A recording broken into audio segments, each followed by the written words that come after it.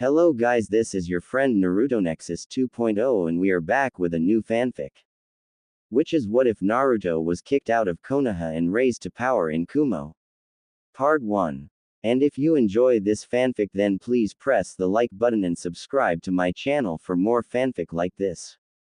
And now start the fanfic. Had been several days since Team Shikamaru had returned from their successful S-class retrieval mission. Uchiha Sasuke now lay in a hospital bed, strapped down with his chakra temporarily sealed off, along with his Sharingan. His curse seal was personally sealed by Jiraiya, making it near impossible for the Uchiha to use it. There were also Anbu guards stationed outside the door and outside the window on Tsunade's orders. Uchiha Sasuke couldn't do anything other but stare at the ceiling. A member of his team entered his hospital room with a large grin on his face. In response, Sasuke turned and glared. He glared at the person who stopped him from obtaining power, the power he needed to avenge his clan, to kill his brother, that person being none other than Uzumaki Naruto. Naruto sighed at the glare and looked at him. He had hoped that his teammate would come to his senses and realize what Orochimaru's true intentions were. Unfortunately, revenge makes you blind. Are you all right, Sasuke? How are you feeling? Naruto asked. What do you think? Sasuke growled. Well, I did say that I was going to break your arms and legs and drag you back to the village if I had to, Naruto joked. Sasuke struggled and thrashed on the bed, trying to get free from his bonds as he jerked forward. You think this is funny, Dobi? Do you? Look what you did to me. My chakra, the curse seal and my Sharingan are all sealed off and I'm strapped to this bed. Sasuke roared. I told you that I wasn't gonna let you go to Orochimaru, answered Naruto.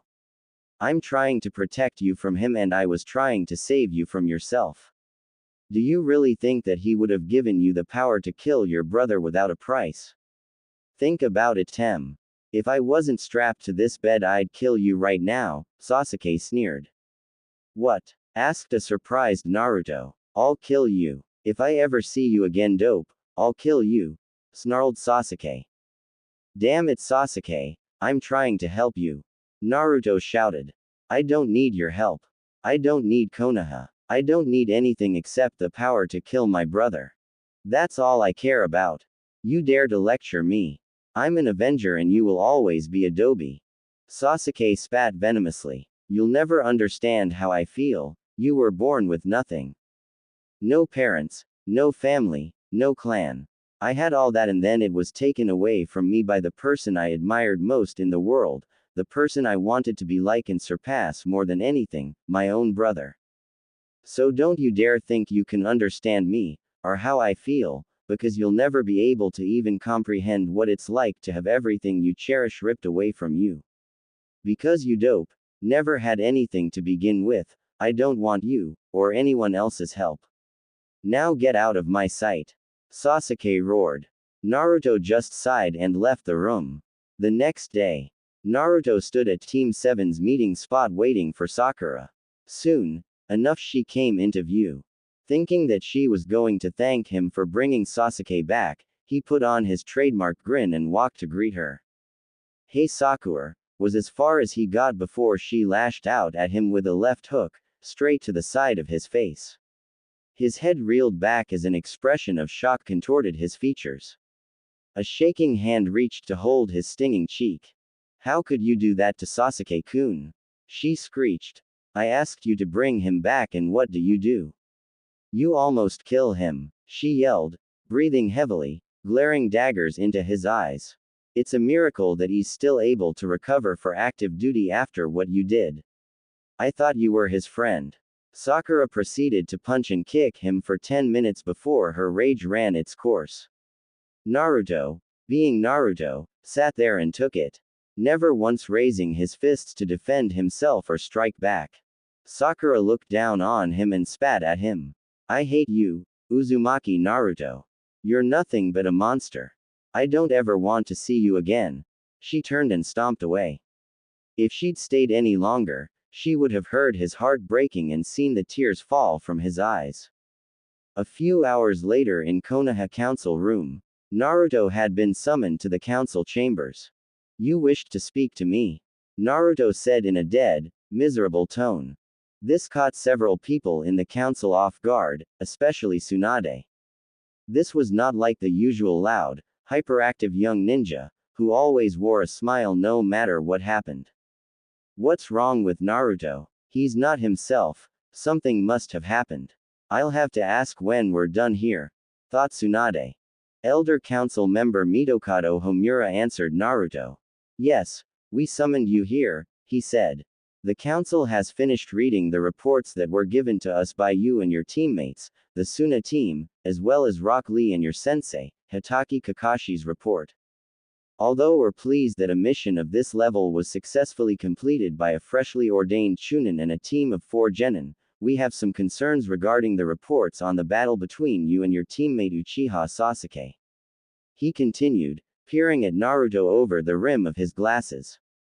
What concerns? Asked Naruto, where a sick, cold feeling wormed its way into his gut. What has us concerned is the fact that you used a large amount of the Kyuubi's chakra in your battle, and caused a great deal of destruction to the Valley of the End, replied Elder Council member Udatane Kaharu.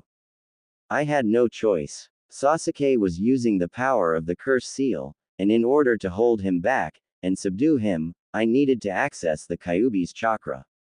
Plus, I was only trying to capture him while he was trying to kill me, which, I can prove right now.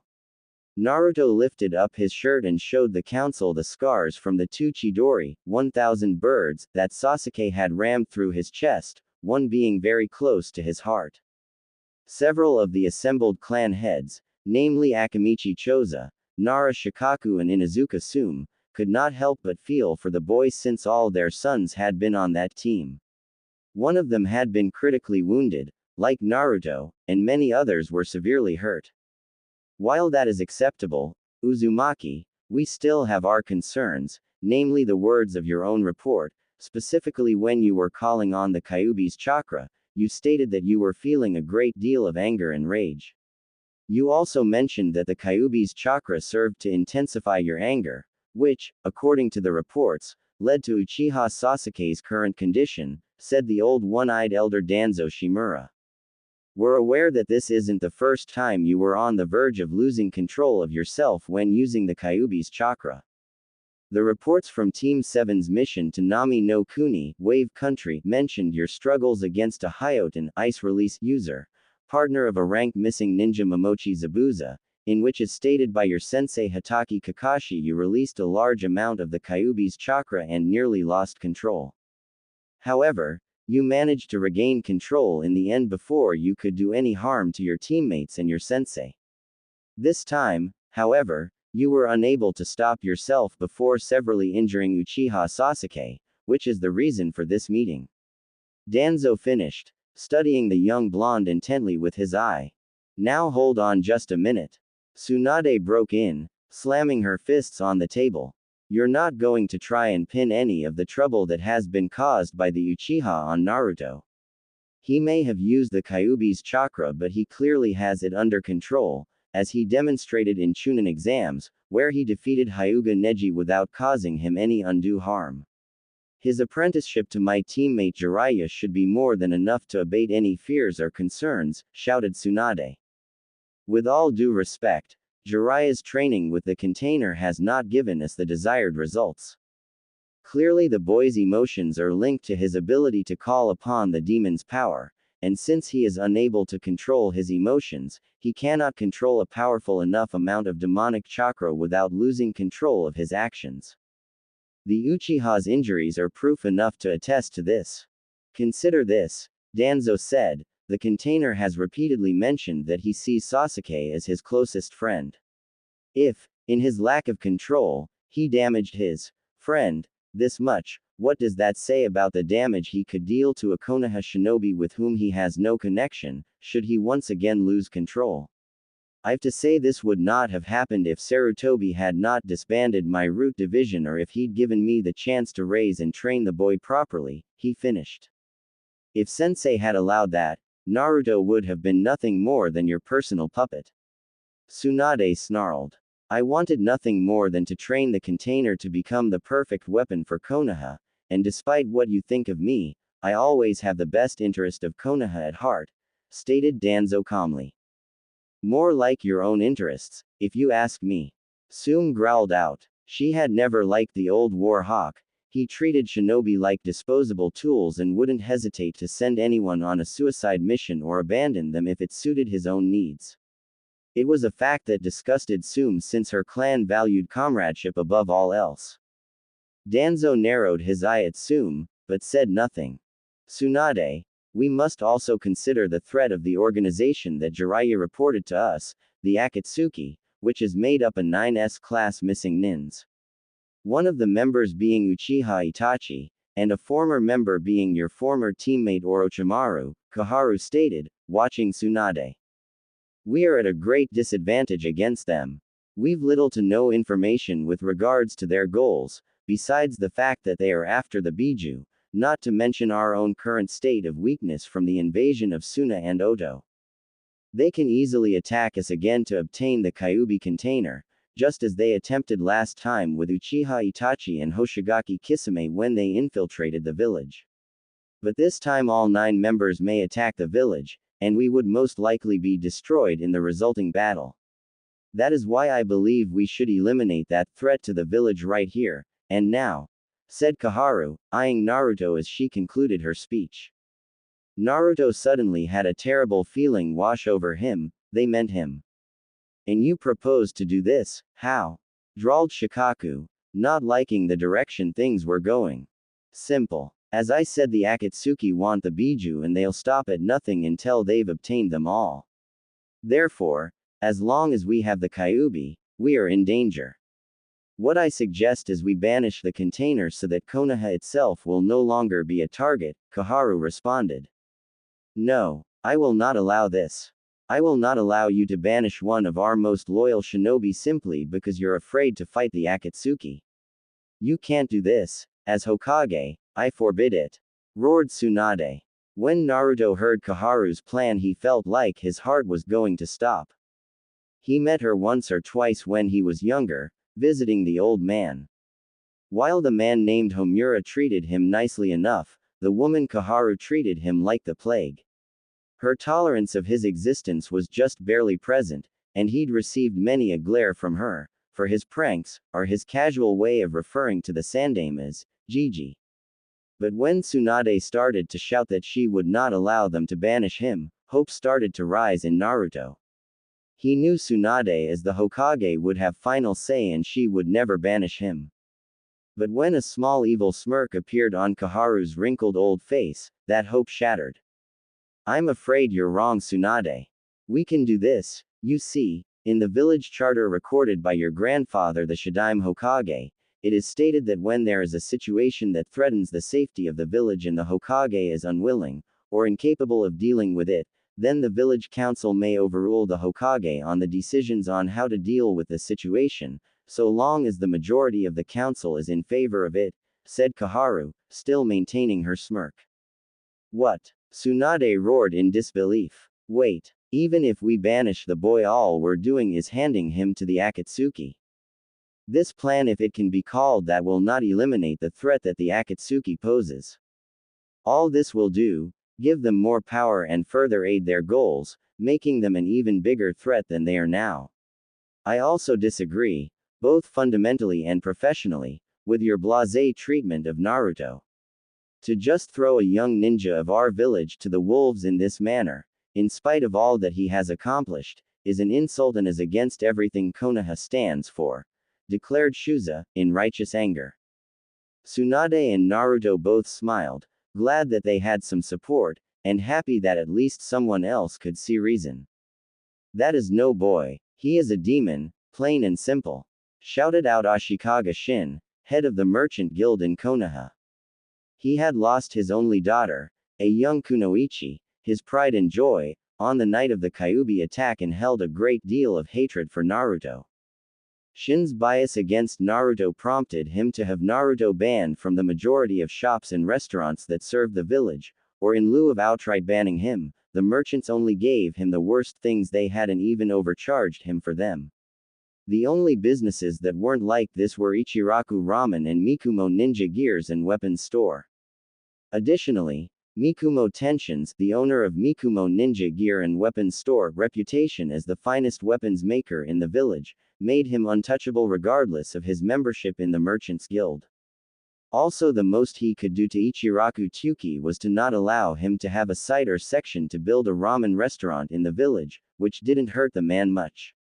Plus, although Ashikaga Shin would never say it to anyone, he was actually intimated by the old ramen chief, ever since an incident when he had spoken badly about the Kyuubi brat in front of him. He had received a broken jaw for his troubles. You lot are all fools. If we listen to you, then we'll be giving the most powerful and destructive force that we know to a bunch of criminals, and I don't think what those criminals have in plan for the Bijus will be for the benefit of Konoha or any other village and country in the bloody elemental continent. Said Ino's father Inoichi. Do not worry about handing over the power of the Kyuubi to the Akatsuki Yamanaka-san. Both Danzo and I have taken into consideration that the container would very much likely be captured by them, which is why we've a plan that'll activate once we banish the container, and eliminate the threat of the Akatsuki at the same time, said Kaharu. And what exactly is this great plan of yours that will eliminate 9S class criminals in one go? Tsunade snarled out. I'm sorry, Tsunade, but considering how sensitive this plan is and how vital it is to the village's security, we cannot tell you now. And due to your relationship with the container, we'll inform you and the rest of the council once we feel the time is right, said Danzo with a barely seen smirk. All Tsunade could do was growl and glare at the old war hawk, seething with suppressed rage and an overwhelming urge to rob Danzo of his remaining eye and limbs. I now propose that we cast a vote to decide the container's fate, stated Kaharu. Ashikaga Shin, I vote yes. Let's get rid of the demon. Inuzuka Sum, I vote no. The boy shouldn't be treated like this. As the Hokage has said, he is a loyal shinobi to this village and doesn't deserve to be banished. I've known him since he was a young pup and he often played with my own son when they were younger. Hojo Akira, a civilian politician who went wherever the civilian people went as long as it kept him in his comfortable position, I vote yes. This village will be much better off without him causing us trouble. Nara Shikaku, not only is this meeting troublesome, but it is also stupid. This vote is stupid. You guys, who are for banishing him, are stupid. So I vote no. Akamichi Shuza, like Sum's son Kiba, my son Choji has known Naruto since childhood. He was even one of Choji's first friends. And if I vote yes, I will never be able to face my son. Plus, he is the only person that can eat more ramen than me or Choji. My vote is no, Shuza said with a slight chuckle. Yamanaka Inoichi, quite frankly, I'm against this entire thing. I've seen what that boy goes through in the village from his memories in his mind, when I did his mental stability test. To be perfectly honest, if he does decide to destroy this village, then we deserve every bit of what we get. Contrary to your belief, his mind is a hell of a lot more stable and more controlled than that Uchiha. I vote no. You detain Kaharu, you all know my reasons, so I need not say them. I vote yes. Danzo, my reasons are the same as Kaharu-san. I vote yes. Sarutobi Asuma, I often saw the kid with my old man and I know he considered him a grandson in all but blood. If he saw this right now, he would be disgusted. I bet he's even turning over his grave right now. Also, the boy is good friends with my nephew and he will never forgive me if I was for Naruto's banishment. Plus he is also friends with your grandchildren, Kaharu and Homura. So I vote no. Asai Haida, one of the wealthiest men in Konoha who had lost a great deal of his wealth when his family home and been destroyed by the Kyuubi Financial, I vote yes, and I'll be more than happy to kick it out myself. Aburame Shibi, although some of the things that Kaharu-san has said are logically sound, it would be illogical to simply banish the boy and indirectly hand him over to the Akatsuki without knowing what the plan is. And might I mention, we of the Aburame clan also know what it is like to be judged simply because of what we carry inside us. So I vote no. Kurama Unkai. Although I'm sympathetic to the boy's situation and hold no hatred for what he carries inside him, since he cannot be held responsible for being unable to control the demon inside his body, much like my niece Yakumo, it still does not change the fact that he is still a danger to our village. I vote yes. Senju Tsunade, Hokage, I vote no. I will not allow you to banish this boy just because of your idiotic hate. Mitokado Homura. Although I hold no hatred for young Naruto, some of the things that Danzo and Koharu have mentioned cannot be ignored, and as much as it pains me to say this, I must vote yes. When Homura sat down, he looked at the young boy who stared back at him with hurt and betrayal on his face, filling Homura with guilt. I'm sorry, Naruto. I am merely doing what I think is best for the village. Although something tells me I am making a great mistake. Udon will probably never forgive me for banishing Naruto, Homura thought sadly. Anbu Commander, there is truth in what Danzo-san and Koharu-san said with regards Akatsuki coming back to Konoha to capture Uzumaki Naruto. However, like Aburame-san, I cannot agree with banishing him and leaving him helpless against the Akatsuki, not without any knowledge of the plan to deal with them. This boy has proven himself to the village enough times and more, even in the exams, he helped save the village by defeating the Jinchuriki Gaara. I vote no. Amako Taichi was a wealthy businessman that had earned a great deal of wealth from selling various foods and herbs in and out of Konoha and the Fire Country. He lost crops, herbs, land and wealth during the Kyuubi attack. He also lost his elder brother who had been a jonin at the time. I vote yes. The sooner we get rid of him the better.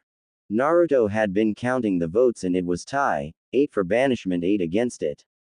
Now, there was only one person left to vote, Hyuga Hiashi, Hinata's father and head of the Hyuga clan. For the next few minutes Hiashi remained silent as he mulled over his decision, all the while though, Naruto waited breathlessly for Hiashi to decide his fate, since his vote would be the breaker. Hyuga Hiashi, I vote yes to banishing Uzumaki Naruto from Konoha. At this Naruto hit the ground and slumped over. His world had been shattered, everything was gone now. He would never be an accomplished ninja, never be Hokage, and never see his friends again. Tsunade had tears in her eyes but she would not cry. She wouldn't give these bastards the satisfaction of seeing her break. But she wasn't the only person who was angered and saddened by this. Most of those who were against his banishment were angry as well. Tsume, livid, was glaring furiously at Hiashi while her partner Kuromaru growled at the man. Hiashi, for the most part, ignored Tsume and her dog. Although I hold no hatred for the boy, I do think it is better that he leave. In our current condition, the village can't afford to have an enemy like the Akatsuki. With him gone, we can rebuild the village and our forces and deal with the Akatsuki when we're ready. Perhaps with him gone, Hinata will finally give up her silly little crush over the boy and start training more and become stronger like a true Hyuga heiress should be. If not, I've no choice but to put her in the branch clan and have Hanabi be the new heiress, thought Hiashi. The Anbu commander and Aburame Shibi just sadly shook their heads, knowing that this was a mistake that will one day come back to bite them. Shuza just sighed sadly, knowing his son would be greatly affected by this. Shikaku just thought, troublesome idiots. The civilian members of the council were laughing away at how they finally got rid of the demon brat. Danzo, Koharu and Unkai did not join the fools and just kept their face neutral. Homura and Inoichi just lowered their heads sadly since they knew this was wrong. Asuma just sighed and looked out the window. He saw that it was raining again, like the funeral for his father and the other ninjas who died during the invasion by Suna and Oto. It seems that once again the heavens are weeping. This time it's weeping at the foolishness of this village, or maybe it is you, father, and Minato, who are weeping from the heavens at what we've allowed happen, thought Asuma. Anbu, take the Kyuubi container to have his chakra sealed. And have Danzo's new cursed seal placed on him so that he can't tell anyone our secrets or techniques. Ordered Koharu. At this, the Anbu who appeared next to Naruto disappeared with him. 2 days later in Naruto's apartment.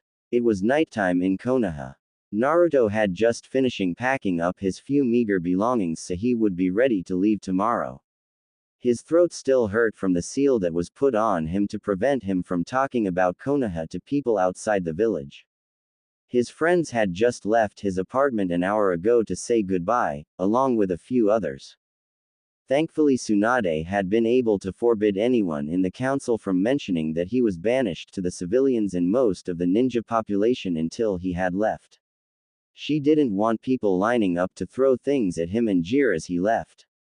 The only reason why his friends knew what was happening was because Tsunade had allowed the parents of Naruto's friends to tell them so that they could say goodbye. Guy and Lee had been shouting out about the unyouthfulness of the Konoha Council, swearing that they were now going to work twice as hard, so that their own flames of youth would not be dampened. Lee had made Naruto his eternal rival and vowed on his flames of youth, that he would one day help to bring Naruto back to Konoha, and if not he would run all the way to Suna and back again 100 times. Naruto could not help but laugh at Lee's vow. He was grateful to have a friend like him. Though Lee may have been weird guy, he was a loyal to a fault and he knew he could count on when he needed him.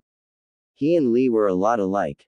Both were orphans, both were weird in their own way, both never gave up no matter how hard it got for them, both were dead lasts in their class and both had a dream they wanted to achieve. Lee, I want you to do me a favor, Naruto began.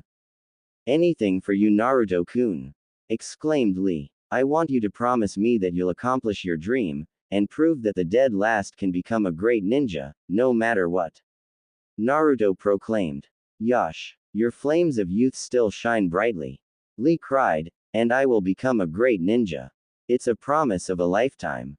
Afterwards Neji came and gave his condolences over what had happened. He even said that all the respect he had gained for his uncle recently was now gone. He wished Naruto luck, and also told Naruto that Hinata had been forbidden to say goodbye to Naruto by her father. Naruto of course understood and could not help but feel sympathetic for Hinata, for being cursed with a cold-hearted bastard like Hiashi as her father.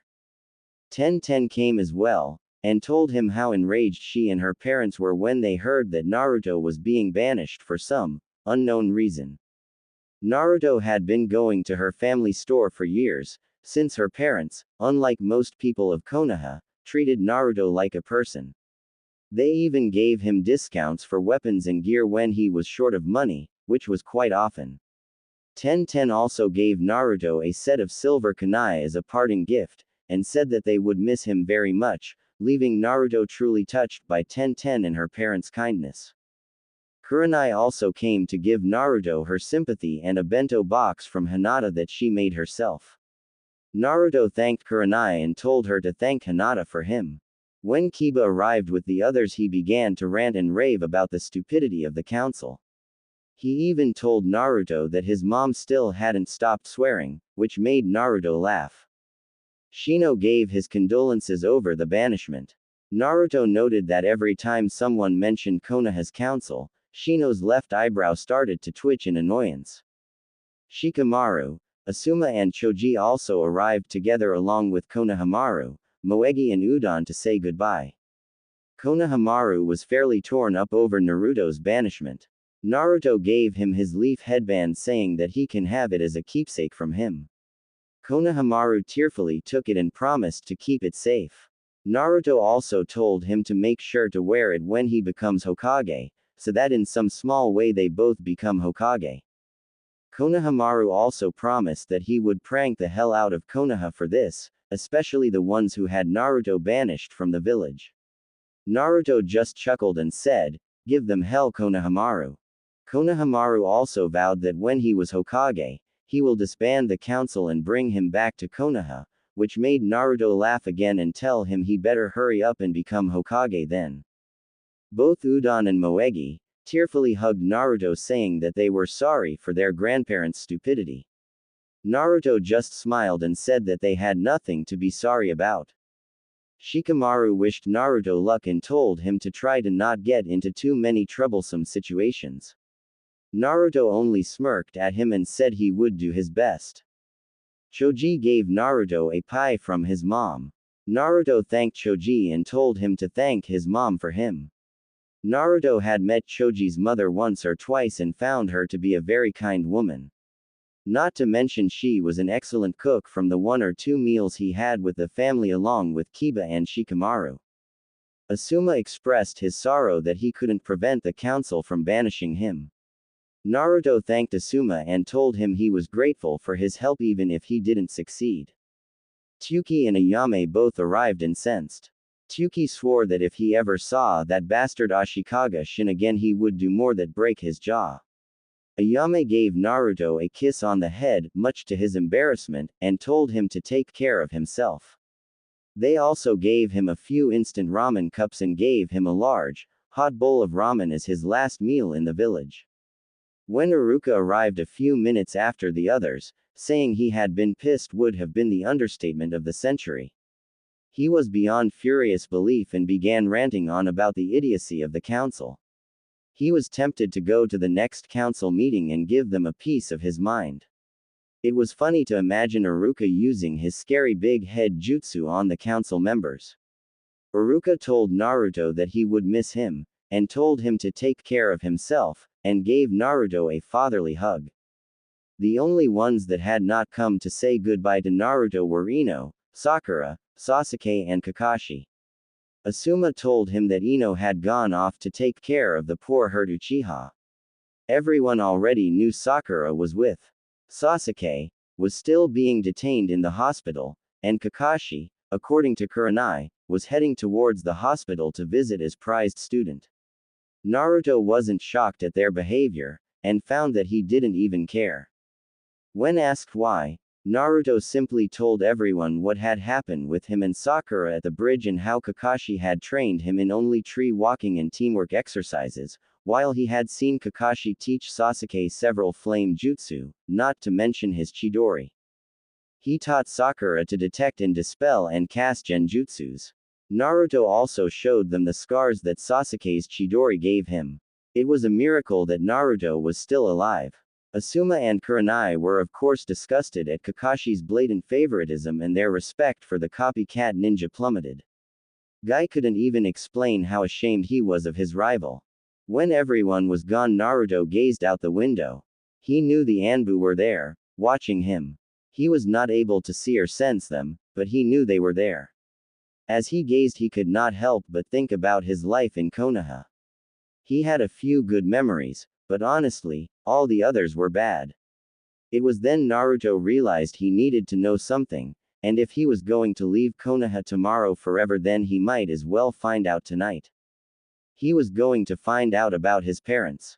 It had been something Naruto had wanted to know all his life. When he asked the Sandame, the old man told him he had no idea.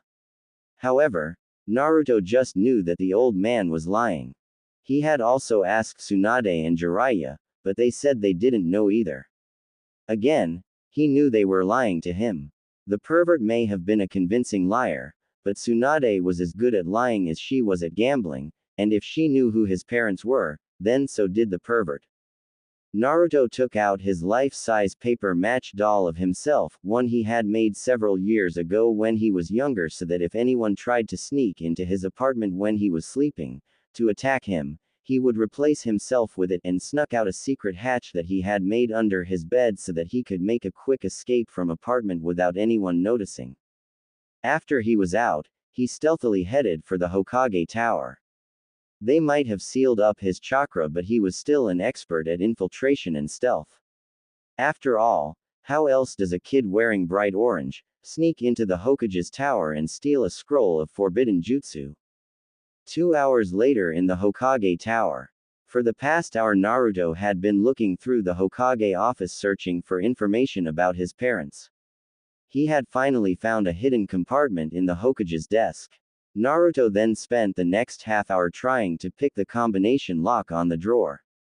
Eventually he cracked the code, the date Konoha was founded. In the compartment were several scrolls and documents.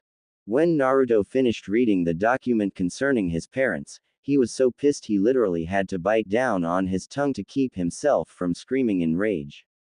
They lied to me. Ero Sennin, Ba-chan and the old man, they all lied, right to my face. I'm the son of the Yondaime Hokage and they lied to me and stopped me from getting what was rightfully mine.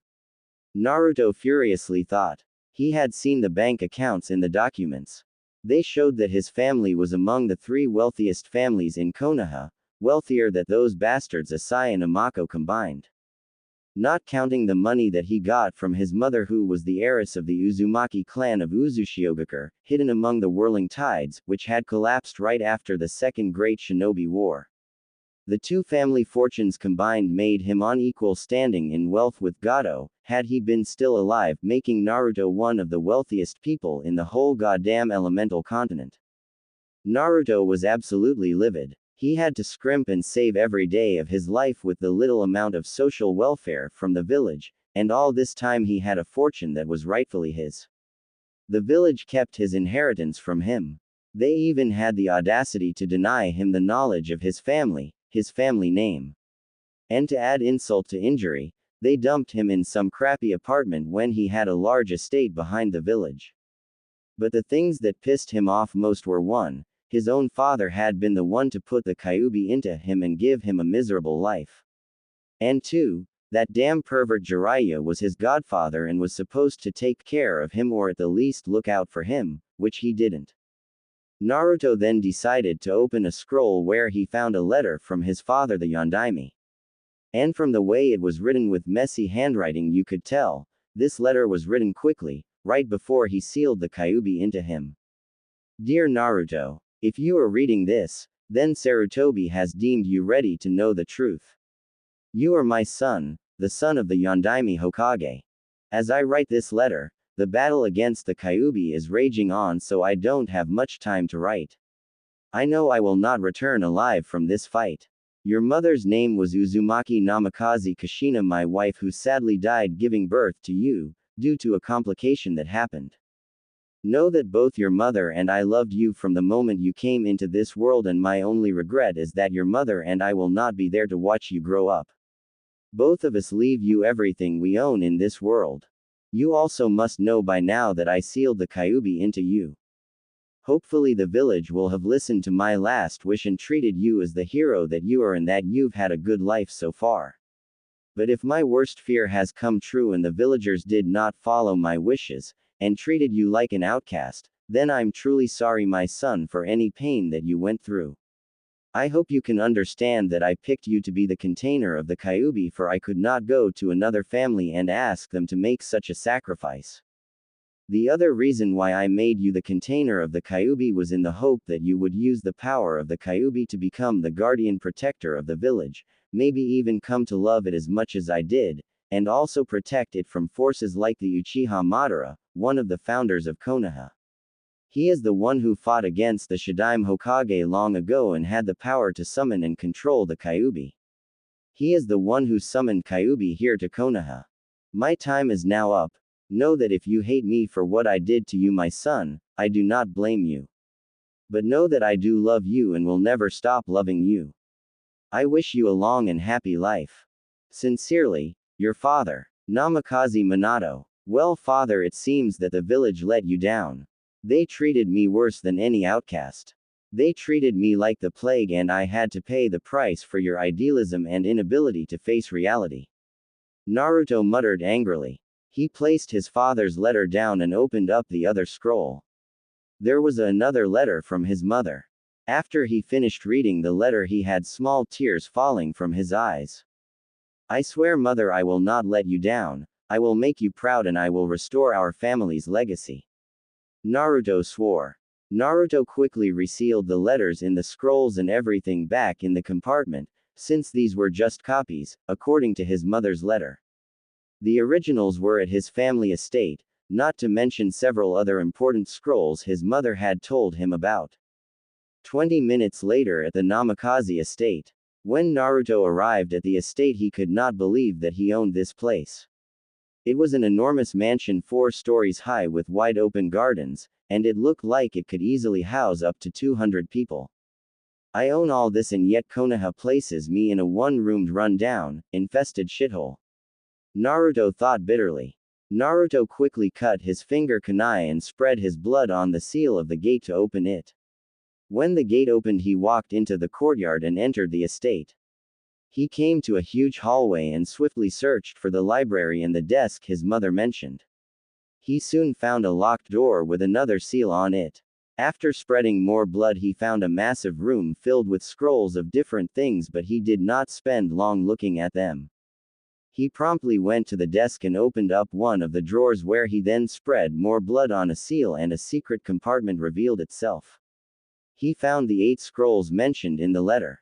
After retrieving the scrolls, Naruto decided to take at least a few more scrolls that may be useful to him later on. He took several on taijutsu, a few on kenjutsu and sealing, since he figured if he was unable to use chakra, he should probably find another way to defend himself.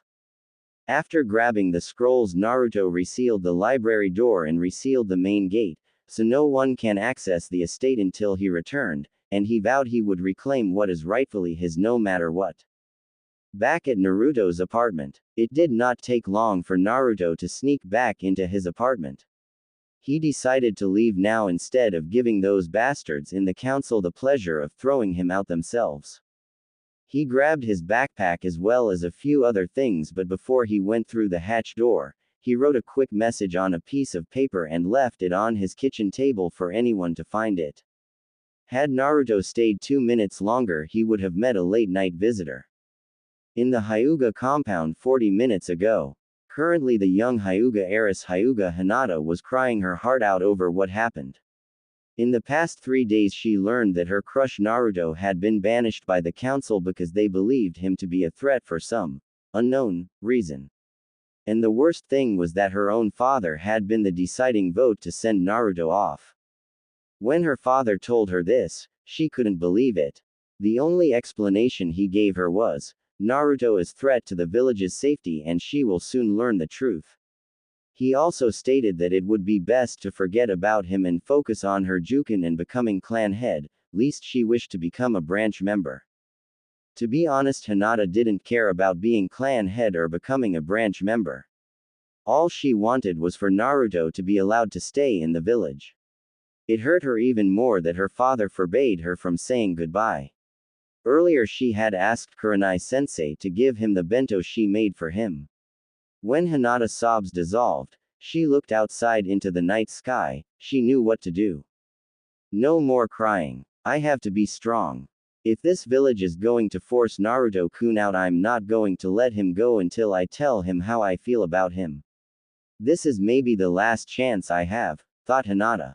Silently, Hinata sneaked out of the compound and headed towards Naruto's apartment. Naruto's apartment. When Hinata arrived, she knocked on the door and waited for a few minutes. When she received no answer, she knocked several times more. When she still got no answer, she activated her Byakugan to see if he was in.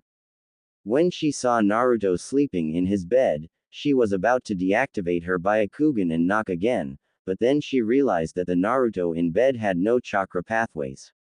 She frantically broke down the door, fearing the worst. When she reached Naruto in bed, she found it was just a doll made out of paper match. Hinata started to look around for any trace of him and found the note that Naruto left. When she read it, she collapsed to the ground and started to cry again. Sake all night. Sake bar 20 minutes earlier. Sitting by herself in the corner of the sake bar was Tsunade, surrounded by at least 15 empty sake bottles. She had been here for at least 5 hours, drinking her sorrow away over the banishment of her surrogate little brother. Bartender, another bottle of sake, slurred Tsunade. The bartender was about to get her another bottle when someone else spoke up. No, she's had enough, so don't bother, said the person. When Tsunade turned to see who had kept her from having another drink, she frowned. What do you want now, Shizune? Can't you let me drown out my sorrows? Cried Tsunade. No, we've been through this with Uncle Dan and your brother for far too long. I won't let you start again with Naruto, answered Shizune. She then went over to Tsunade and lifted her out of the chair. She carried her out to the night and started walking down the street. As they walked, Shizune said, Come on, a bit of walking in the night air will clear your head a bit so that you can see how selfish you're being. What the do you mean by that? Tsunade irritated at her apprentice. At this Shizune then did the unimaginable. She slapped Tsunade across the face with all the strength she could muster. The loud smacking sound that could be clearly heard in the empty street. When Tsunade turned her head back to face Shizune, she put her hand to her reddened cheek. A look of complete shock covered her face. She never expected Shizune to do something like this. Before Tsunade could come to her senses, Shizune started to speak. Look at you, leader of the strongest military power in the elemental nations, and you're here. Drinking your pain and feeling sorry for yourself. You did everything you could to put a stop to Naruto's banishment, and yet you have not even once gone see him. You know in the morning he will be leaving the village for good. Have you even thought about how Naruto might feel right now, after everything that he has gone through? He stayed, growing up in this village with all the abuse and hardship, just so that he could one day become a ninja and then accomplish his dream of becoming Hokage. All of which has now been stolen from him. He's being kicked out of the only home he's ever known, and once he leaves he will be hunted by the Akatsuki, who will not stop until they extract the Kyuubi from him and kill him. So stop being so selfish and start thinking about someone else for a change. Naruto right now is alone and is hurting, and he needs all the people he cares about around him to help him through this. Now are you going to go to him, or are you going back to that bar again and try and drink your problems away again? Shizune ranted. Tsunade just stood there still holding her red cheek. She could not move after letting Shizune rant. After a minute or two she collapsed on the ground and started to cry. Shizune's words had finally sunken in and had hurt more than a punch in the gut or a kunai stab ever could. It just that I'm so tired of the village taking so many of the people I care about from me. First my grandfather, then my uncle, my BB brother, then Dan-kun and then Sarutobi sensei and now Naruto. Why does this village keep taking away the people I care most about? Sobbed Tsunade. I know it hard Tsunade-sama, but drinking your problems away like this won't solve anything, nor will feeling sorry for yourself. Shizune helped her sensei up and said, now let's go to Naruto. I'm sure he could do with someone coming to talk to him and be with him right now. Tsunade just nodded her head in agreement, and once she was on her feet the two of them headed for Naruto's apartment. As they walked, Tsunade suddenly said, thanks Shizune, I needed someone to smack some sense into me. Anytime Tsunade-sama. I did enjoy smacking you though, said Shizune with a smirk. I bet you did after all the trouble I caused you over the years. I'm glad that you are still with me, replied Tsunade with a small smile. Always Tsunade-sama, always, said Shizune with her own smile. Naruto's apartment. When they reached the apartment they saw that the door had been broken and heard someone rushed in and turned on the lights, and saw Hinata on the floor next to the small kitchen table bawling her eyes out. They also saw the lifelike paper match Naruto on the floor next to Naruto's bed. Tsunade quickly went on her knees and went to the crying young girl. Hinata, what's wrong? Where's Naruto? Asked a worried Tsunade. But Hinata just grabbed onto Tsunade's robe and put her head into her chest and cried harder.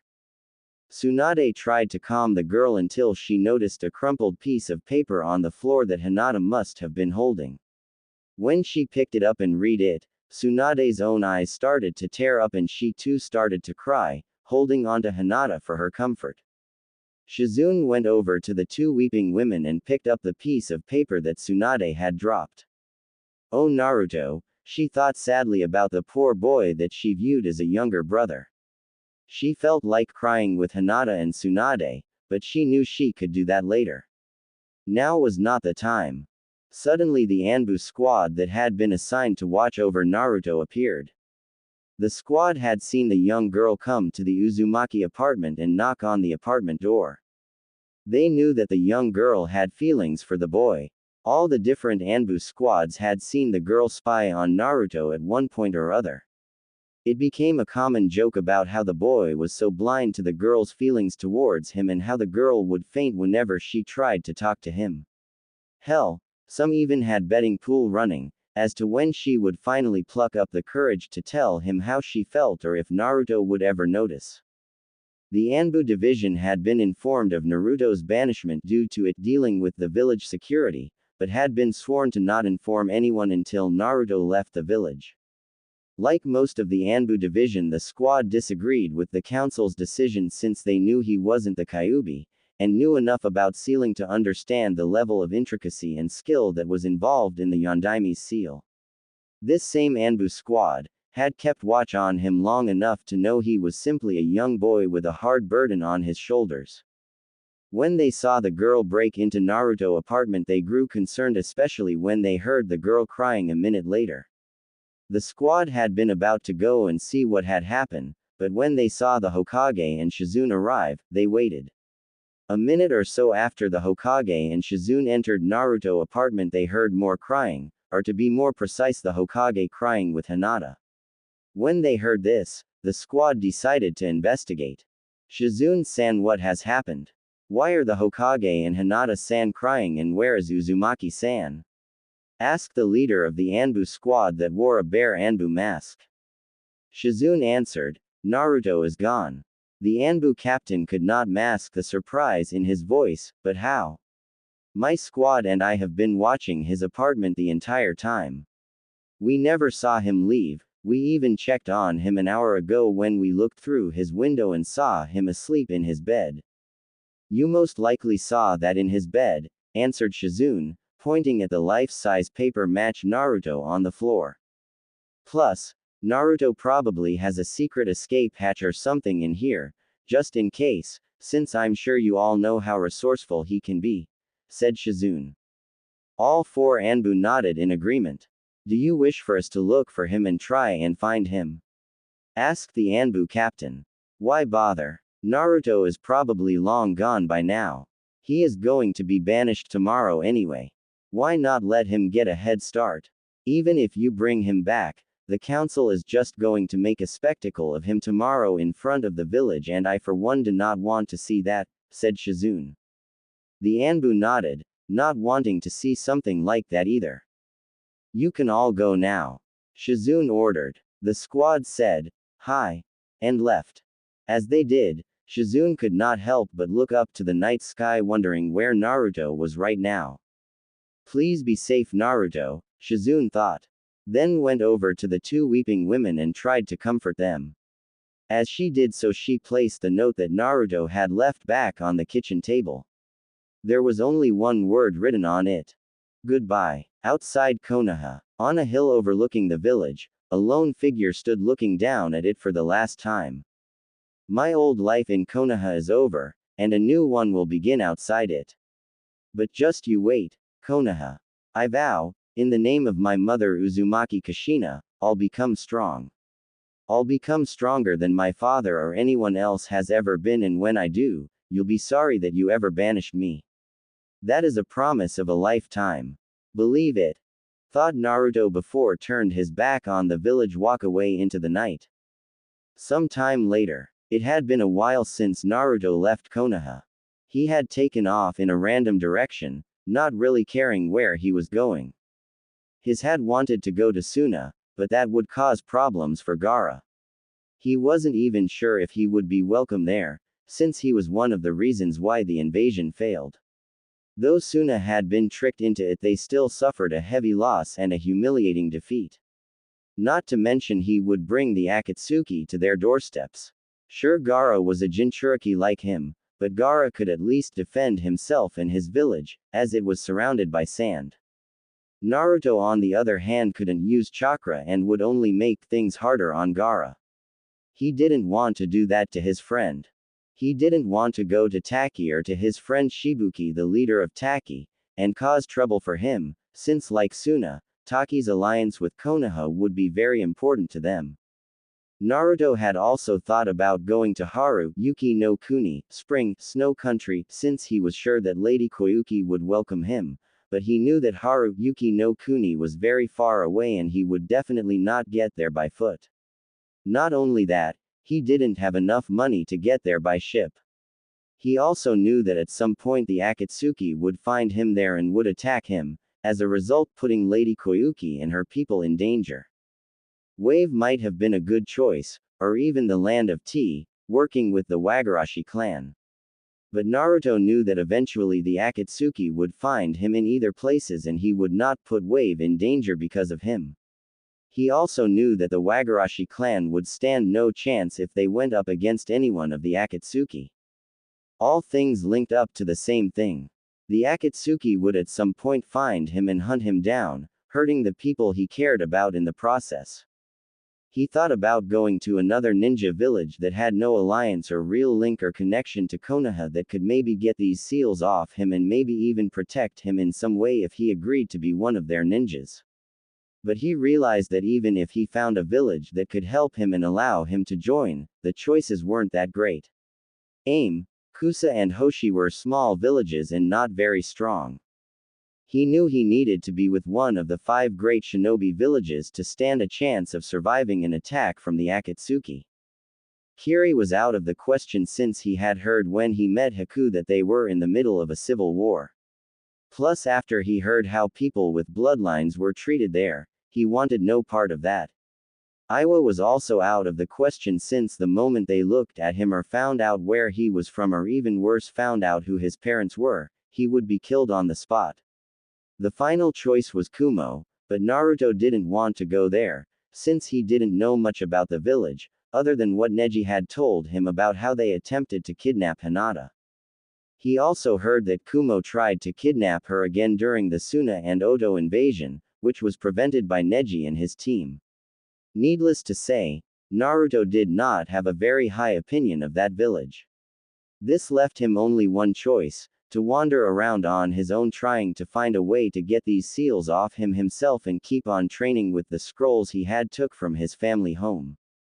Naruto was in a dense forest in the middle of a heavy rainstorm trying to find some shelter. He was unsure of where exactly though.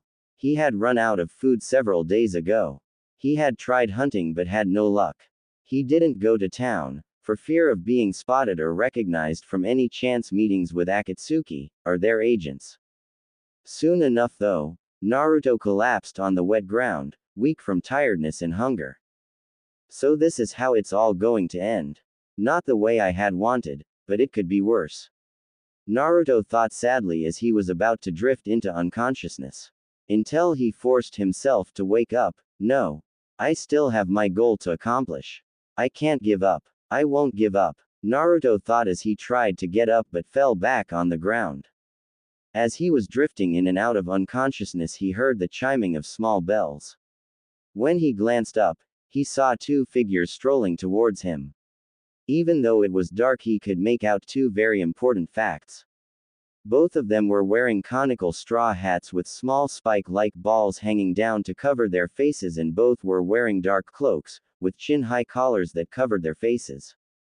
One word popped into his mind as he fell into unconsciousness. Akatsuki. They had found him. Well, that's the end of my first chapter for my first story. Please tell me what you think of it, good or bad. Please review. I like to hear what you think. I don't mind too much. I even welcome some helpful criticism for this story. Also, I should say any flames will be ignored. If you have nothing but bad things to say about my story, then please keep them to yourself and stop reading then, since I never forced you to read my story.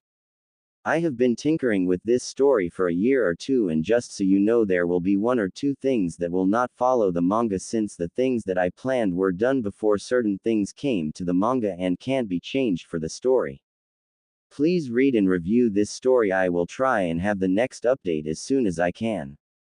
Also, just to get this bit out of the way, I do not own Naruto whatsoever or any of the characters from it. If I did, I would have had Naruto kill Pain in a big battle in a blaze of glory and have Naruto kill Sasuke, the bastard, as a traitor, pure and simple. As I'm getting really sick of Naruto and the other trying to save Sasuke. He's clearly does not want to be saved and wants to destroy Konoha, so they should just kill him already, so to stop the trouble he causing and be finally rid of him. currently in the middle of the sea that separated Cha no Kuni, Tea Country, from the islands of Nagi and Ouzu. A single royal ship belonging to the daimyo of Umi no Kuni, Sea Country, was sailing on its way to Tsuki no Kuni, Moon Country. On board the ship was the daimyo of Umi no Kuni, the only daughter Princess Saki. The princess was extremely beautiful, although she did not wear expensive clothes, jewelry, or makeup like most princesses. Instead, she wore a simple, yet elegant purple kimono with red slash around her waist. She was slimly built and had long, silky raven black hair that reached down to her lower thigh, bright sky blue eyes, and had an angelic-like face.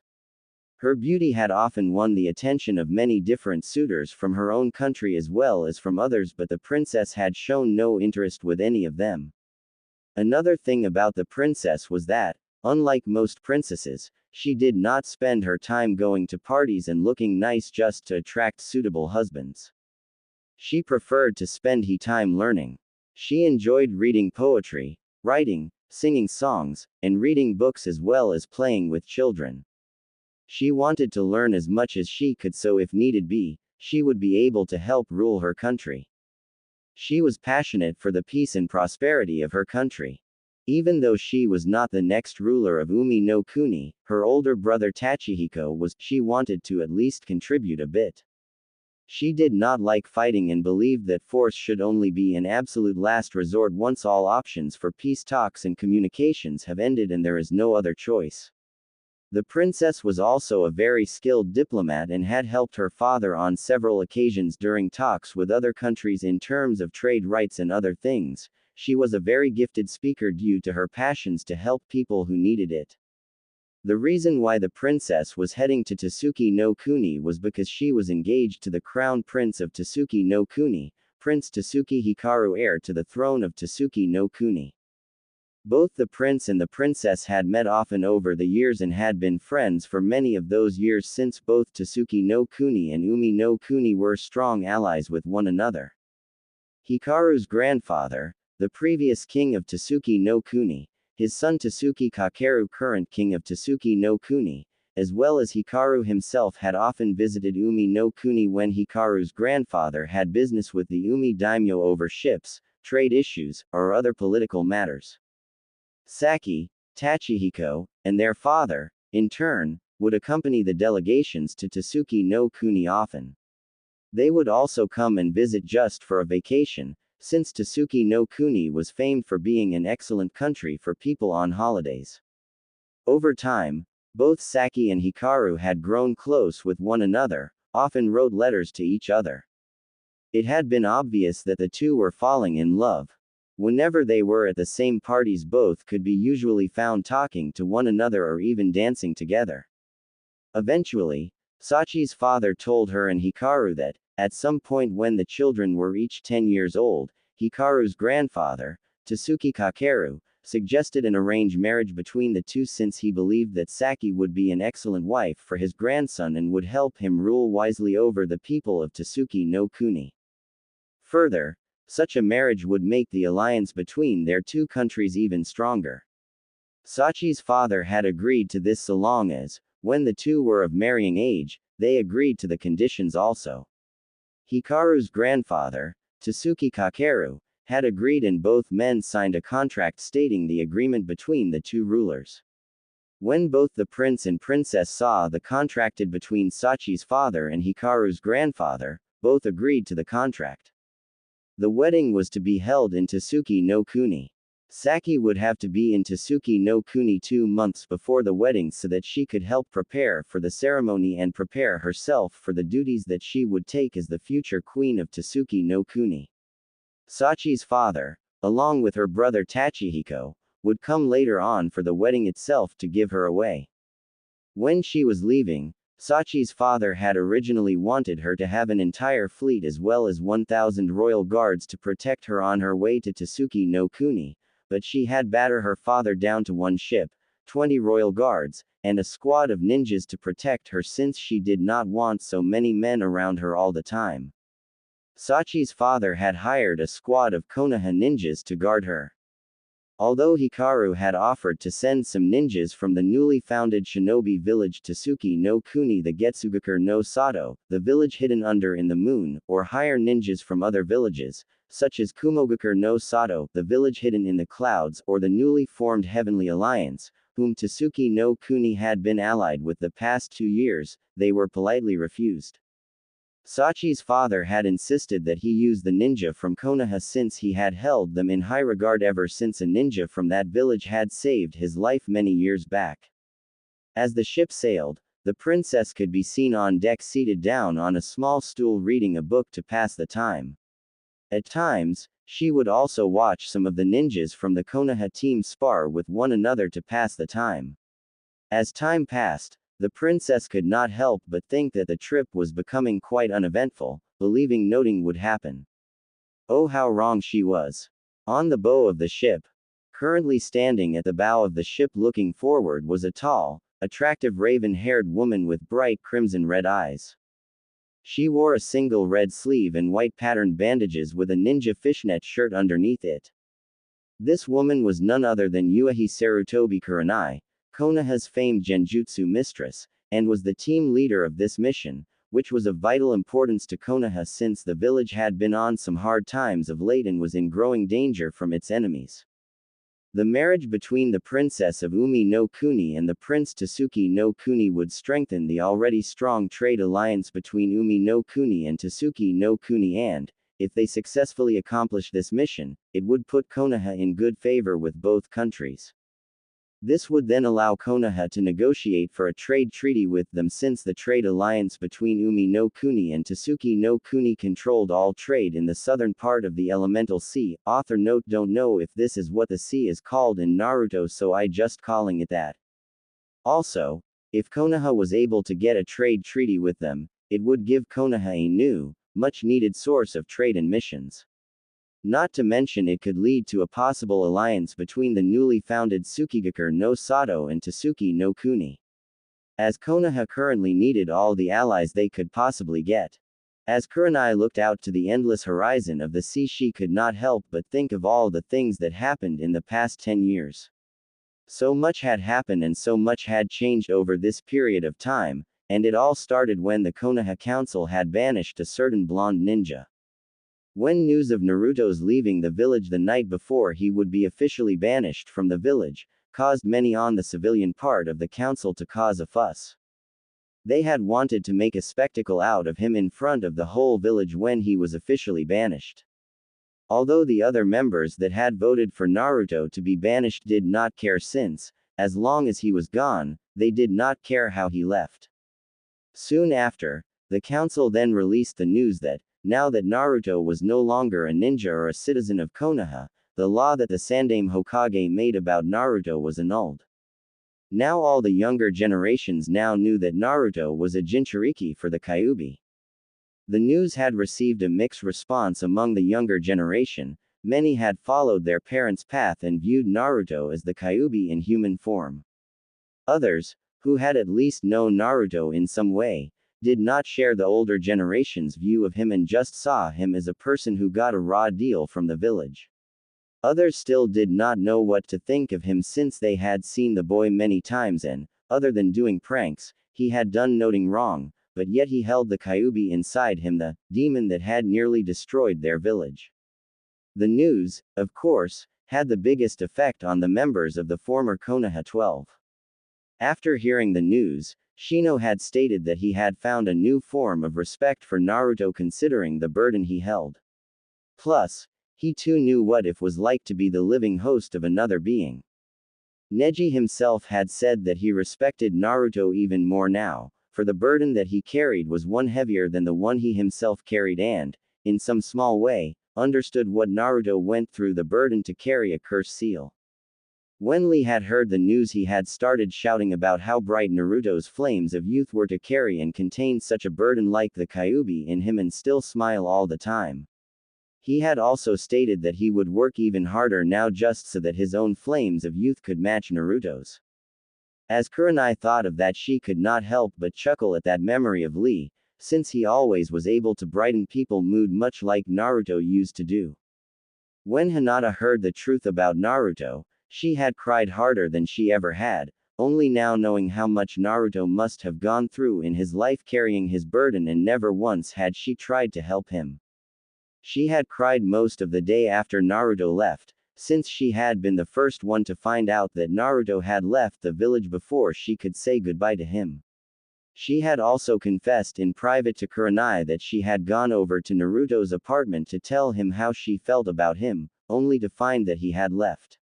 When Hinata told Kurenai this, Kurenai felt her heart go out to the poor girl, as she could only imagine what the girl was going through at the time. Even with the news of Naruto being a Jinchuriki, the opinion of Naruto to most of the other members of the Konoha 12 did not change, they all considered him their friend. The same was said by Konohamaru and his friends. The only members of the Konoha 12 that had anything bad to say about Naruto were Ino, much to her father's disappointment, and Sakura. They had taken the view of believing that Naruto was a demon, while Sasuke boasted when he heard the news that he knew that the dope couldn't have beaten him without some help, and saying that if it wasn't for the Kyuubi's chakra Naruto would never have beaten him. To which Shikamaru had put him down a peg or two by telling him it still didn't change the fact that Naruto still defeated him, and it wasn't any different than when Sasuke had used the power of the curse seal that he got from Orochimaru. This, of course, shut up the boy for a while. When the news of Naruto's banishment had been released to the civilian and ninja population, there had been a great deal of celebration by the civilians and many ninja, mainly Chunin and a few Jonin-level ninja, but that had been quickly put down by Suand, having many of them arrested and put in holding cell for a few days for disturbing the peace. When the civilian council tried to object to Suand's actions trying to stop the celebration of Naruto banishment, Suand quickly put them down, stating that they were still under a state of emergency and that there were to be no celebration at any time until the state of emergency had ended. The civilian council could do nothing about this since Suand was well in her rights to do so during such times. Not long after the news of Naruto's banishment and being a Jinchuriki came out, Konoha fell under attack by a series of daily pranks at the hands of Konohamaru and his friends.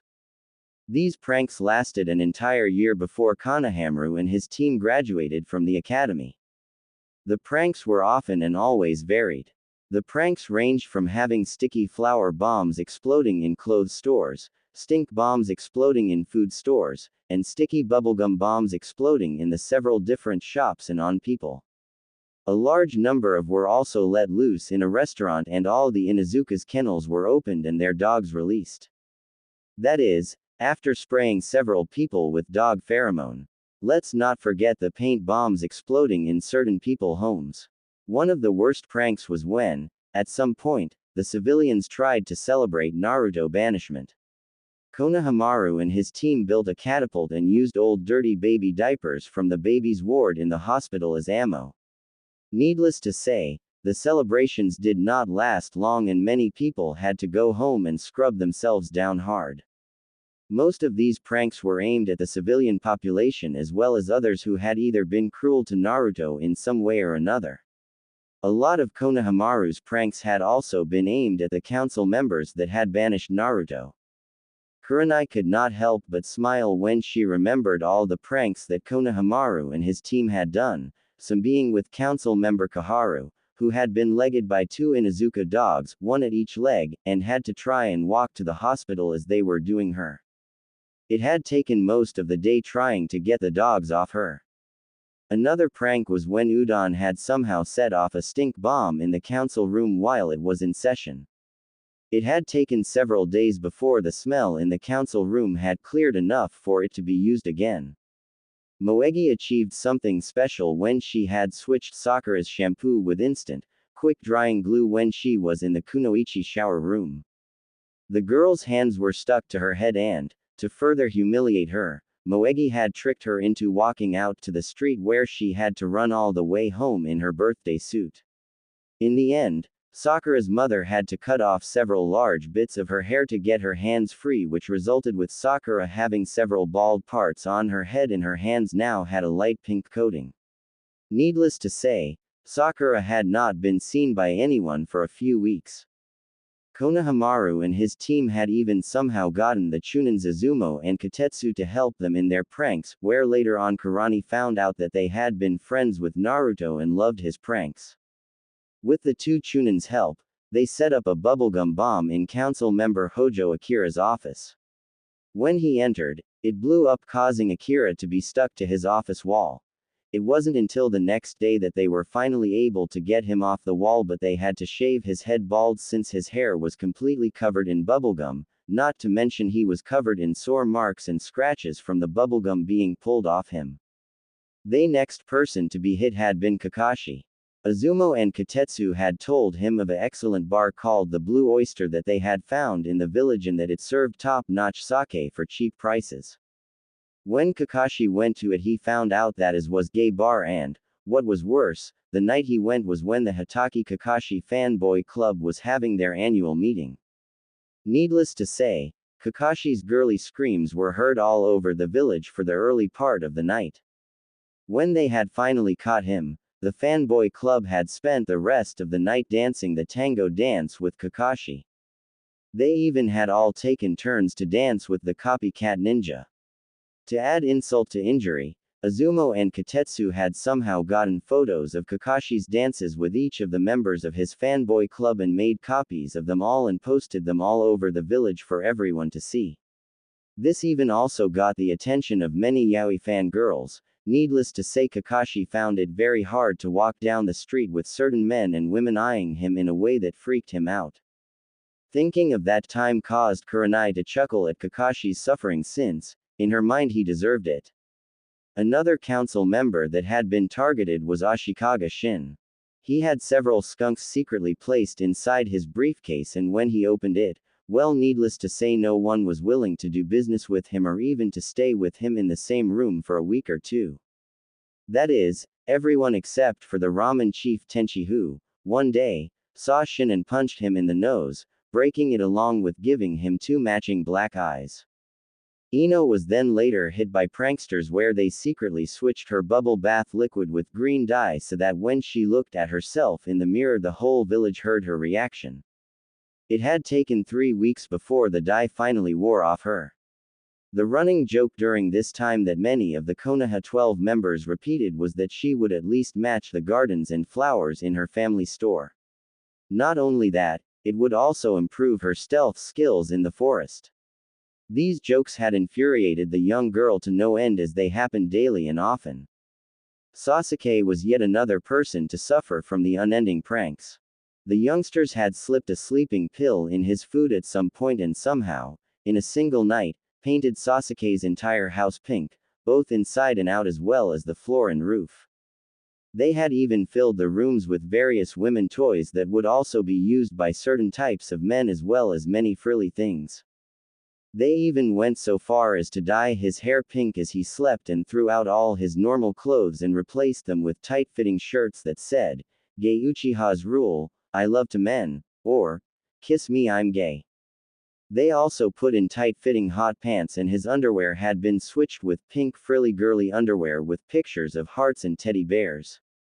They even went so far as to put in some clothes that were pink versions of Lee jumpsuit. The next morning, everyone heard the Uchiha's cries of rage and horror and had seen the young Uchiha walking around the streets wearing a pink shirt that said, "Gay Uchiha's rule," a pair of hot pants where people saw a bit of the frilly underwear with hearts sticking out, a bit of the hot pants, as well as his new hair color as he walked around the village ordering new clothes and having his home refurbished, which altogether took several days. Also during that time, the young Uchiha heir had gained a great deal more attention from his fanboy club, much to his annoyance, where many were sending letters of proposals of marriage to him and undying love, as well as several pictures of them in various outfits, much to the young Uchiha horror. The Kurama clan had their clan compound TP'd by the Konohamaru gang at one night, where toilet roll could be found all over the place on every home in the compound.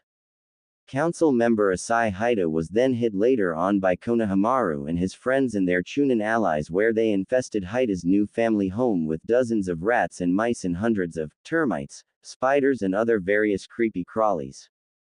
By the time Haida realized that his home had been infested by these creatures, they were all over his house. It cost Haida a fortune to get rid of all the insects and vermin, considering the fact that more had gotten in the mansion and their population was so large that it took months to get the job done. He had to wait even longer since the termites and the other vermin had done a lot of damage to the interlayer of the mansion, resulting in the mansion being condemned and then completely refurbished from top to bottom. He even had to buy all new furniture since the vermin had ruined it all. Altogether, the entire ordeal had cost Haida a very sizable amount of his money where, from what Kurenai had heard, he had cried like a baby when he found out how much money it would cost him. Haida was not the only one to suffer from a lose of a get deal of money. Because of Konoha pranksters, Konohamaru and the others had somehow gathered an army of over 1,000 hungry rabbits, to which to this day no one had figured out how they gathered all the rabbits, and let them loose on Amako Taichi's fields and crops. The rabbits practically ate all of Taichi's crops, costing him an entire year's worth of profits, and it had cost his a very pretty penny to get rid of all the rabbits and replant all the crops. Later on it was said that he had thrown quite a hissy fit over it all. The Hyuga clan was soon hit afterwards with probably the biggest prank ever played in Konoha. Somehow, Konohamaru had broken into the Hyuga compound and stolen all the Hyuga clan's underwear, from boxers and briefs to bras, knickers and thongs, and proceeded to hang them up all over the village, from trees to flag poles and from rooftops to the middle of the street. Kurenai did not think it was possible for any Hyuga, other than Hinata, to blush as much from embarrassment, but on that day she had been proven wrong when the entire Hyuga clan had to go around the whole village, picking up their unmentionables in front of everyone. Many of the Hyuga clan members had blushes on their faces that rivaled Hinata's as they picked up their various things. Hiyashi himself had to go up to the tallest flag post atop of the Hokage Tower to get his boxers down that were flying on the flag post like flags for all the village to see. As he did so, the Hyuga clan head's face was so red from embarrassment and rage that it put any color that Hinata had ever showed to shame. The only Hyugas that had not been hit by Konohamaru's prank were Neji, Hinata, and Hinata's younger sister Hanabi. Kurenai could not keep herself from laughing at the prank on the Hyuga clan that day.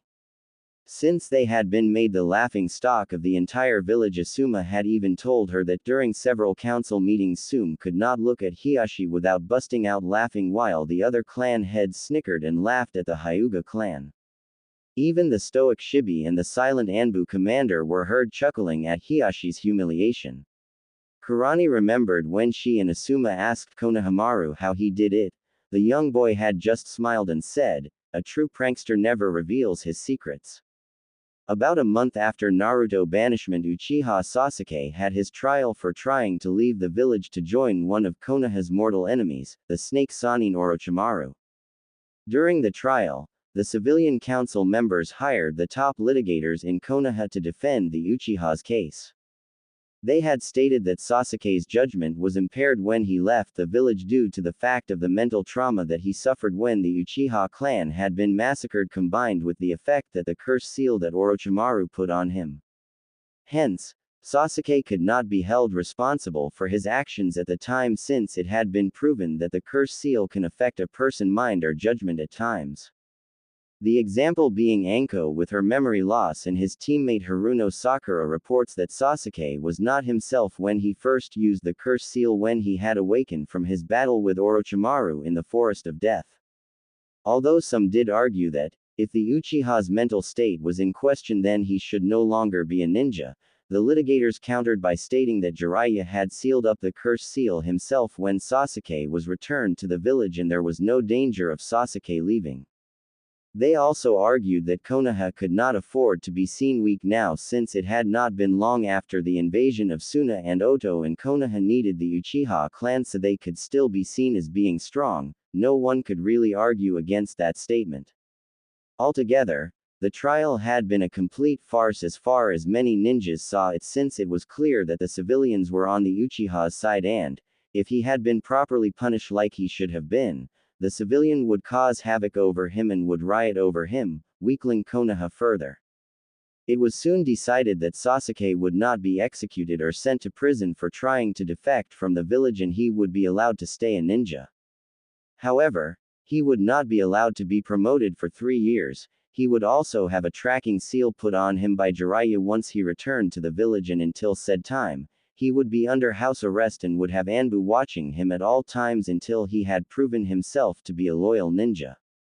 He was also not allowed to leave the village by himself under any condition, and, if he did have to leave, he would have to be accompanied by 1, 2 or 3 Jonin ninjas. Further, he was also forbidden from using the curse seal no matter what the situation, and if he did he would be killed on the spot without trial. When the civilians' council members heard the last ruling they tried to object, but Suand had shot them down, since Sasuke was a ninja of Konoha again and was under her ruling, and he had to be punished for trying to leave the village no matter what his excuse was. The civilians' council members knew that they could not fight the last ruling since it was within her power to do so, plus Danzo, Kaharu, and Homura were all in agreement with Suand ruling, hence without their support the civilian members stood no chance of overruling her. Even with the punishment, many ninjas saw this as nothing but a slap on the wrist, and were angered by this, since they knew that they could not get away with what the Uchiha had done, and yet he had. Although Sasuke himself may have found Tsunade ruling insulting to him and it may have angered him, it did not change the fact to many ninjas that he was getting off far too easily. About 3 months after Naruto's banishment, Jiraiya returned to the village planning to take Naruto on a training trip. At the time he had not known or heard of Naruto's banishment since he had left the village right before the council had banished Naruto. But when he did hear of it from Suand, he went ballistic and had tried to attack the council members that had Naruto banished. It took Tsunade and over a dozen Anbu members to hold Jiraiya back from killing them. Soon after, they were able to calm Jiraiya down enough so that he would not try and kill the council members. After he had calmed down, Jiraiya had stated that he was going to find Naruto, but the council stopped him, stating that they would not allow it. When Jiraiya told them they could not stop him since he was a ninja and answered only to the Hokage, Kaharu had countered by stating that if he went to Naruto he would interfere with their plan to deal with the Akatsuki, and since it was dealing with the safety of the village, they did have the power to order him from going to Naruto. When Jiraiya asked what their plan was, she simply gave him the same answer they gave Suand, that since he was so emotional attached to Naruto it would risk their operation, but they would tell them all when the time was right. When council member Hojo Akira had suggested that Jiraiya train Sasuke, Jiraiya had punched him in the gut and sent him flying across the room, saying, "You may be able to stop me from finding Naruto, but you will never be able to force me to ever train that traitorous little brat," and then left the room. Kurenai had then later on heard from Shizune that Jiraiya still went and tried to find Naruto through his contacts and sources, as well as through the Toad Summon contract that Jiraiya had allowed Naruto to sign.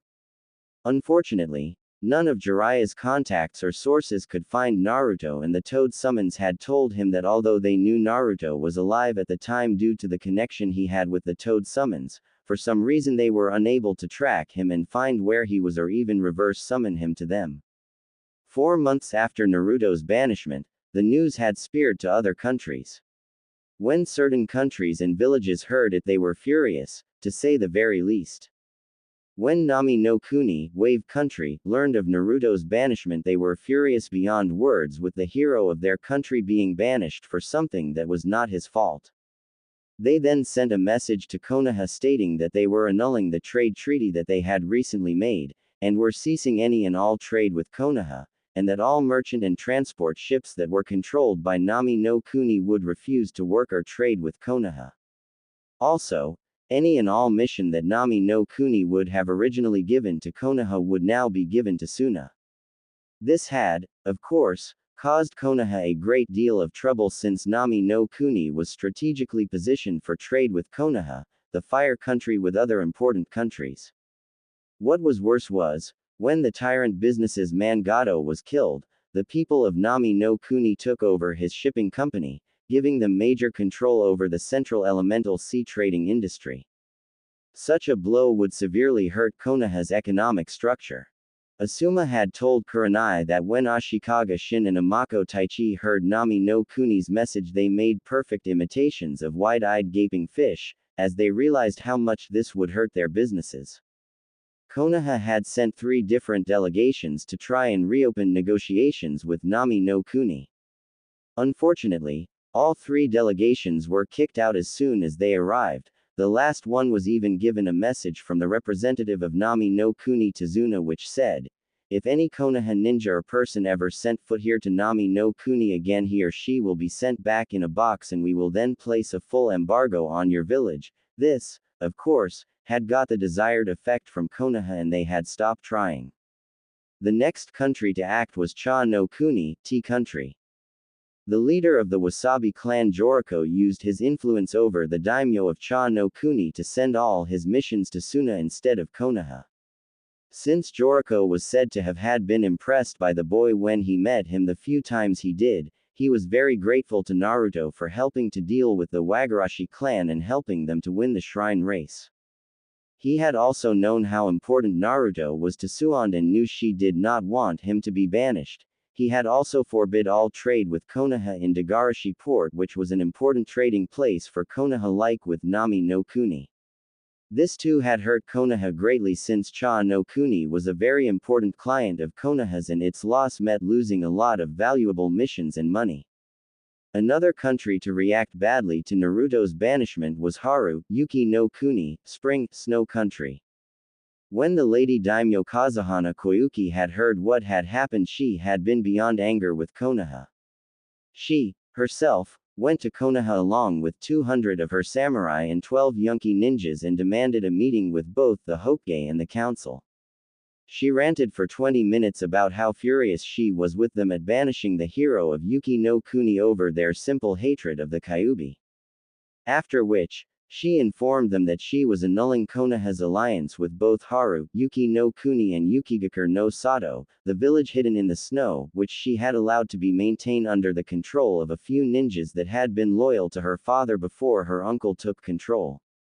She also annulled the technology trade agreement with Konoha, where Haru, Yuki no Kuni was planning on sharing some of its advanced technology with Konoha, as well as annulling all other trade agreements with them. This had, of course, greatly hurt Konoha, since many members of the council, especially members like Danzo and Kaharu, were almost drooling over the ideas of having weapons like chakra armor and the volley guns and using them to strengthen Konoha.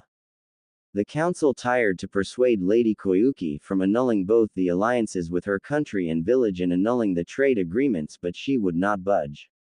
She even told Jiraiya that she refused to star in the Ika Ika Paradise movie and that she would have some of her friends in the movie industry make sure that it would never be made, which caused the super pervert and Kakashi, when he heard, to each have 3 simultaneous heart attacks.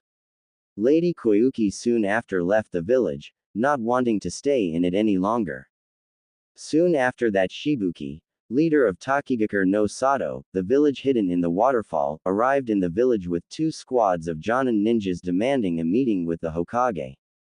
From what Shizune had told Kurenai, Shibuki had been greatly angered by what Konoha had done simply because Naruto was a Jinchuriki. He had also stated that he had become disgusted at the way they had treated a good friend of his, especially one that had taught him how to be a real leader for his people.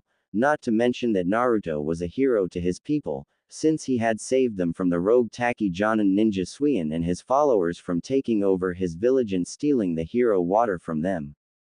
He also stated that he and his people would never have treated their Jinchuriki Fu like that, since he stated that his people think Fu is a protector and friend to their village. Shibuki then informed Tsunade that he and the Takigakure Council and the villagers of Takigakure had agreed to annul their alliance between their villages since they wanted no part of Konoha. After saying his piece, he then left. This too left Konoha in an weakened state, since with the alliance with Taki gone as well as Yuki, that left Suna as Konoha's only shinobi ally. Of course, soon enough, that too changed. Almost a year after Naruto's banishment, Suna announced its new Kazekage, Sabaku no Gara Gara of the Sand, the Jinchuriki of the Shukaku, the Aikibi, the one-tailed beast. When Gaara first heard of what had happened, he had been so greatly angered by what happened to Naruto that he left the village for the day and unleashed his anger and fury by creating a massive sandstorm that spread out over 20 miles in length from what Kurani had heard from a few Suna ninjas. Gaara knew at the time there was not much he could do, but when he became Kazekage he caused several painful political headaches for Konoha and its council. He, like many others, also took apart the treaty between Konoha piece by piece until the only thing left with the treaty between the two villages where both sides would help each other in a time of war, but only if it affected both villages. Even though both Suna and Konoha were still allies, the relationship between the villages was very tense to say the least, especially since Suna was regaining its former strength and received new funding from their daimyo and getting new missions from Cha no Kuni and Nami no Kuni. A year after Naruto had been banished, there had still not been any sign of Naruto anywhere, although Jiraiya had still confirmed from the toads that he was still alive somewhere. Kurenai remembered during that time not much had changed in the village, other than when she and Asuma had gotten married. But soon after they had married, news had arrived about Naruto. When finishing a mission, a team of Jonins had found what looked to have been a battle in a clearing of a forest. Trees had fallen and scorch marks were on the ground as well as holes, but the most notable things that they found were black flames around the clearing that would not go out even with a water jutsu sprayed on it, and a torn piece of a black cloak with a red clouds on it along with some blood on it and a badly ripped orange jacket, also covered in a large amount of blood. When the team returned what they found to Tsunade, she immediately had the blood on the cloak and the blood on the jacket compared with certain samples. When the testing was done, it had proven everyone's worst fears true. The blood on the cloak was Uchiha Itachi's blood and the blood on the jacket was Naruto's blood, which confirmed that the Akatsuki had captured Naruto. Tsunade had quickly called Jiraiya to her office and tired to form a recovery team and a tracking team in hopes of tracking the Akatsuki before they extracted the Kyuubi from Naruto. Kurenai remembered that day well since she, herself had been on the team along with Kasuke, Asuma and Guy. Since they all were among Konoha's top shinobi and had experience fighting with at least 2 of the Akatsuki members. But before they left, Danzo and Koharu had stopped them, stating that, if they left they would ruin their plan to destroy the Akatsuki. It was at this point that Suand and Jiraiya demanded to know their plan to deal with the Akatsuki. The 2 elders then explained that when Naruto was being given the seals to stop him from using his chakra and keep him from telling anyone about Konoha, he was also given another seal that Danzo had some of his top seal masters create a seal that would be put over the seal that the Yondaime created to seal up the Kyuubi. Danzo's seal would only activate when the Kyuubi was being extracted from him by the Akatsuki, and once that happened Danzo's seal would cause all of the Kyuubi's chakra to come out all at once, causing a massive explosion that, according to the seal master's calculations, would destroy anything from a 5 to 10 mile radius. Which would destroy the Akatsuki, and then Konoha would claim to have destroyed the Akatsuki by using a new weapon to do it, where the other villages would then fear to attack Konoha for fear that they would use that weapon against them. They also informed Suand and Jiraiya that they need not bother trying to find them, since if the Akatsuki had indeed captured Naruto then they would have already began to extract the Kyuubi from Naruto and it would be too late for them to stop it. Kurenai scowled as remembered, when Danzo and Homaru had explained their plan, it made her sick at how they would use an innocent boy in such a way. Kurenai also remembered Tsunade's and Jiraiya's reaction to the news, since once Suand and Jiraiya had heard the plan they went ballistic, and it took both the tracking team and the recovery team as well as 50 Anbu, that had arrived once they felt Jiraiya's and Suand's killing intent, to hold them both back from killing the 2 elders, not that Kurani or several others weren't tempted to do so and even joining them in killing the 2 elders. Soon after, both Sanin stopped trying to kill the elders knowing that it would do no good, after which they just broke down and cried. About a week after finding Naruto blooded jacket there had been no sign of any kind of explosion or reports of one. This, of course, caused a great deal of concern among the council since they had been informed of Danzo and Koharu plan after Tsunade and Jiraiya had been told. When they learned this, Most of the kinheads as well as Homura had openly glared at the two elders, since they did not agree with what they did. Even the two elders had begun to get concerned with no sign or reports of an explosion. It was not until Jiraiya asked the Toad summons about Naruto, that they had informed them that Naruto was dead since the contract with them had expired. This left two possible outcomes. 1. During the battle Itachi might have accidentally killed Naruto with his Amaterasu, or the more likely one was that the Akatsuki had found Danzo's seal and removed it before they extracted the Kyuubi from him. But it did not matter. Danzo and Koharu plan had failed and Naruto was dead. Jiraiya left the village a few days later for a while, since he found it too painful to stay at the time, while Tsunade locked herself in her office for several hours where people all over the village could hear her crying at the loss of Naruto. When word got out to the villagers and other ninja that the demon was dead, they started celebrating, crying out, "The demon was dead," but the party had not lasted long. When a teary-eyed Tsunade heard the celebrations, she went down to the village square where the celebrations were happening and struck her fist right into the ground and caused the ground to shake, and a fissure appeared in the middle of the village square, stopping all celebrations. After which, Tsunade then released a massive amount of killer intent on the fools, in which she told the fools that if there were any more celebration of Naruto's death, or if she caught anyone trying to celebrate Naruto's death, she would rip off their reproductive system, whether it be man or women, and then make sure that they would never choose solid food again either. After which, she let loose more killer intent to make her point clear, where she then went back to her office to be alone with her sorrow. When Kurenai thought of that day, she could not help but be saddened. She remembered when she, Asuma, and Guy went to tell Hinata and the others the news about Naruto's death. Kakashi had told them that they could tell the kids, since he had said to them that he had to go to the memorial stone.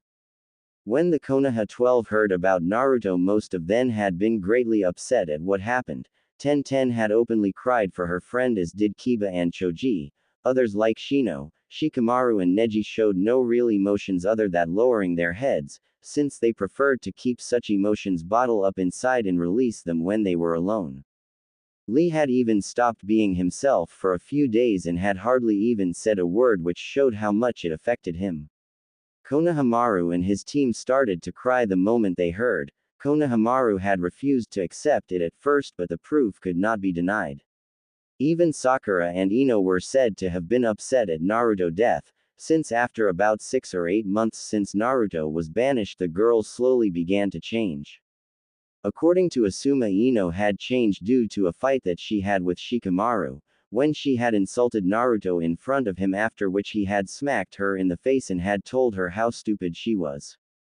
Shikamaru then went into a rant about how Naruto had been a loyal ninja to the village as well as a hero, but was treated like shit by idiotic fools like her. He even told her about how useless she was at being a ninja and that she should quit if she didn't wake up soon, since she spent her whole time dieting and make herself look good for Sasuke, who would properly never look at her in any other way than a foolish fangirl. He also told her that if she didn't start to act like a serious ninja and start to get stronger, she'd get herself and the rest of them killed when they tried to protect her, or she would get herself raped by an enemy ninja. When he had finished, Ino had broken into tears and ran home due to the truth and harshness of Shikamaru's words. Fortunately, soon afterwards Ino came back and asked her and Asuma as well as her father for training, wanting to get stronger. Also, according to Shizune, Kurenai had heard that Sakura had also changed due to a verbal beating that Tsunade gave her when she was training her in medical ninjutsu, since Sakura had already started training with Tsunade before Naruto's banishment and had nearly stopped training her when she heard what Sakura had said and done to Naruto. According to Shizune, during the training with Tsunade, where she had been harsh and very strict on Sakura in it, Sakura had made a mistake that might have killed a patient, where Suon then gave her a harsh talking to about it. This of course caused Sakura to yell back at Tsunade, stating that she was blaming her for Naruto being banished and stating that he was a danger to the village.